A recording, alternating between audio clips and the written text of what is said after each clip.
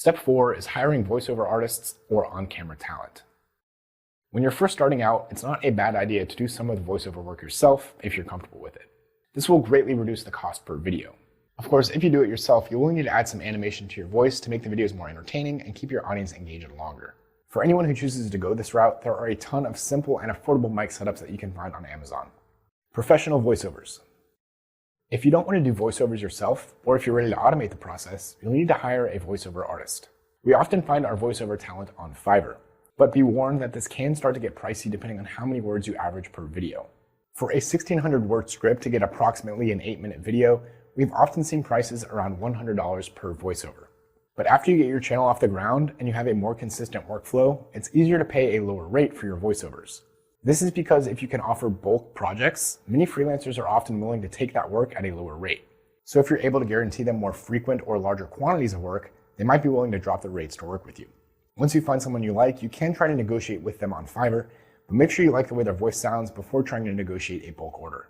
Also, you'll likely see that many voiceover artists offer additional services like proofreading and commercial rights to their voiceovers. In many cases, you don't need to pay for these add-ons if you're only using the voiceover on YouTube. You also don't need to pay for things like proofreading if you've already built that into your workflow. We've actually done this ourselves and we'll show you how to do it in the automation module. Another option for cheaper voiceovers is using AI voices. The problem is many of them still sound artificial, so it's hard to find good ones. We've tested a ton, and the only one that comes close to a real voice is Well Said Labs. However, it did require a bit of tweaking to make sure all of the pronunciation of the words were correct, but it's pretty affordable at 750 downloads per month for just $99 a month. So if you're interested in experimenting with AI voices and seeing if they can work for your channel, this should be more than enough to get started with. Lastly, if all else fails, there's likely someone in your social circle with a decent enough voice for voiceovers. If you have a friend or a coworker who's willing to record voiceovers for you at a low rate, that could be a great option to explore. On-camera talent. When researching your niche, you might have found channels that have someone's actual face in the videos with a talking head setup.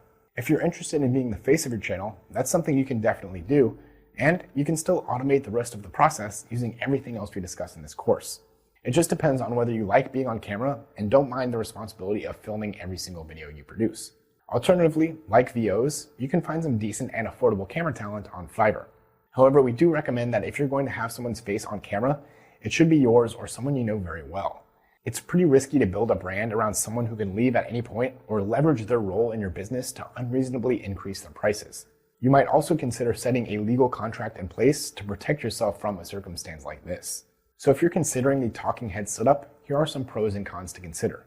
The pros include the more footage you use of a talking head, the less editing you have to do and the less B-roll you need. Plus, it can be easier for an audience to connect to a person, which creates more loyalty for your channel. It's also easier to make brand deals when you have a face on the channel.